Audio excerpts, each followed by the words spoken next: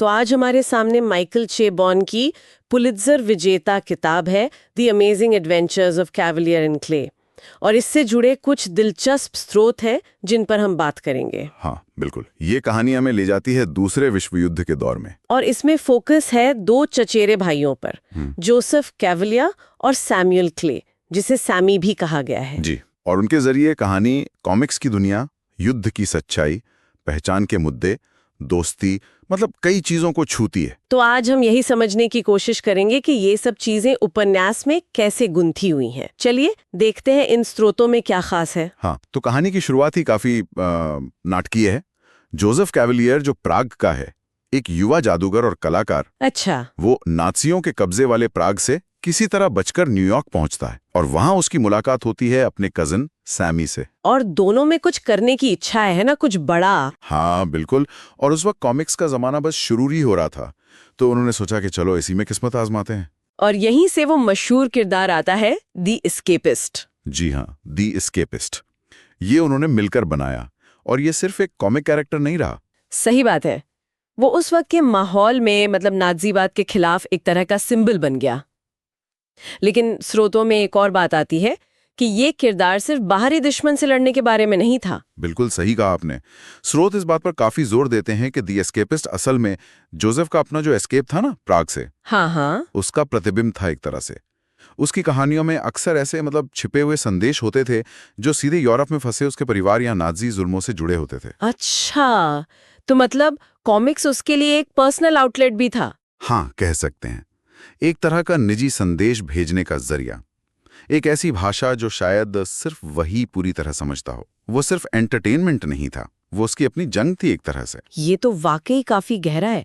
मतलब कॉमिक्स सिर्फ भागने का जरिया नहीं, बल्कि एक तरह का प्रतिरोध भी था। पर शोहरत तो मिली उन्हें, लेकिन निजी जिंदगी की मुश्किलें वो कम नहीं हुई शायद। नहीं, बिल्कुल नहीं। जोसेफ का जिक्र आता है, वो लगातार कोशिश करता रहा अपने परिवार को यूरोप से निकालने की। हाँ, मैंने भी पढ़ा। और ज्यादातर ये कोशिशें नाकाम रहीं, जिसका उस पर बहुत गहरा असर पड़ा। स्रोतों से पता चलता है कि ये नाकामी, वो गिल्ट, गुस्सा, ये सब उसके काम और रिश्तों पर भारी पड़ने लगा। और दूसरी तरफ सैमी था, उसकी अपनी लड़ाई थी। हाँ, सैमी की कहानी भी उतनी ही जटिल है। वो 1940s के दशक के न्यूयॉर्क में अपनी गे पहचान को छुपाकर जी रहा था। समाज का दबाव था, तो वो भी एक तरह की कैद में था। बिल्कुल।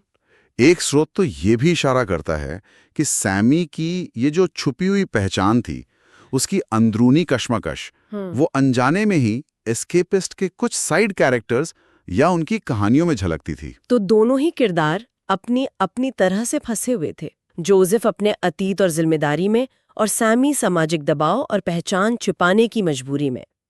युद्ध ने जोसेफ की हालत को और बिगाड़ा होगा। स्रोत क्या कहते हैं इस बारे में? जरूर। जोसेफ बाद में अमेरिकी सेना में भर्ती होकर यूरोप भी जाता है लड़ने। अच्छा। और स्रोत बताते हैं कि युद्ध के मोर्चे पर जो उसने देखा, जो अनुभव किया, वो सिर्फ भयानक नहीं था, उसने उसे अंदर तक तोड़ दिया। हाँ। जब वो लौटा तो वो पहले जैसा नहीं था। उसके लिए वापस नॉर्मल जिंदगी में आना, कॉमिक्स की उस फिक्शन वाली दुनिया में सुकून पाना, वो और भी मुश्किल हो गया। वो एस्केप जिसका वो सपना देखता था, असलियत ने उसे और दूर कर दिया। हाँ बिल्कुल। तो कुल मिलाकर ये कहानी सिर्फ सुपर हीरो या कॉमिक्स के बारे में नहीं है। ये असल में कला, कल्पना और असल जिंदगी की जो कठोर सच्चाइयां हैं, उनके बीच के रिश्ते को दिखाती है। सही कहा। स्रोतों का निचोड़ यही निकलता है कि ये उपन्यास दिखाता है कि कैसे कल्पना और कला मुश्किल वक्त में सहारा तो बन सकती हैं, हाँ, लेकिन वो हकीकत की तकलीफों का कोई आसान हल नहीं देती। ये उन लोगों की कहानी है जो अपने वजूद के लिए, अपनी पहचान के लिए, चाहे वो यहूदी पहचान हो या यौन पहचान, और एक तरह की आज़ादी के लिए लगातार लड़ते रहते हैं, खासकर दूसरे विश्व युद्ध जैसे बड़े ऐतिहासिक उथल-पुथल के बीच। जी। और वो किरदार द एस्केपिस्ट, जो शुरू में नाज़ीवाद के खिलाफ एक प्रतीक जैसा था, वो आखिर में जाकर जोसेफ के भागने की कहानी और दोनों किरदारों की आज़ादी की जो गहरी इच्छा थी, शायद कभी पूरी न होने वाली इच्छा, उसका आईना बन जाता है। हाँ, कहानी में दोस्ती, प्यार, कला, इन सबको उम्मीद की तरह दिखाया तो गया है, लेकिन अंत में यह एहसास भी होता है कि असल जिंदगी में पूरी तरह से एस्केप कर जाना, मतलब हर बंधन से आज़ाद हो जाना, कितना मुश्किल है, शायद नामुमकिन भी। मुक्ति एक जटिल सफर है। बिल्कुल। इस पूरी चर्चा से एक सवाल जरूर मन में उठता है, जब दुनिया में इतने भयानक अत्याचार हो रहे हों, तब क्या ये काल्पनिक नायक बनाना, ये कहानियां गढ़ना सिर्फ सच्चाई से मुंह मोड़ना है, एक तरह का पलायनवाद? या फिर ये उस मुश्किल दौर का सामना करने, उससे जूझने और शायद उसे समझने का एक जरूरी और ताकतवर तरीका भी हो सकता है? इस पर सोचने के लिए छोड़ जाते हैं।